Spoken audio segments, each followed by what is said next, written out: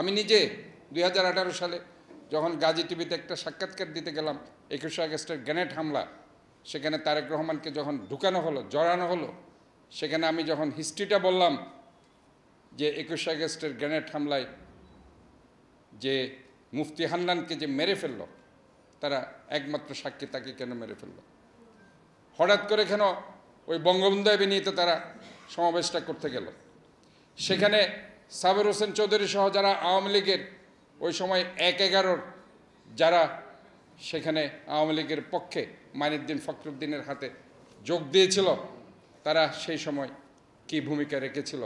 শেখ হাসিনাকে তারা কেন জোর করে বঙ্গবন্ধু এভিনিউতে নিয়ে গেল, ওই আওয়ামী লীগের নেতাদেরকে পরে শেখ হাসিনা কেন দল থেকে দূরে সরিয়ে দিল।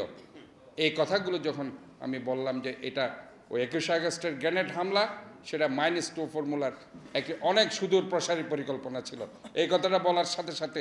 ওই গাজী টিভির নিশান এখনও আছে,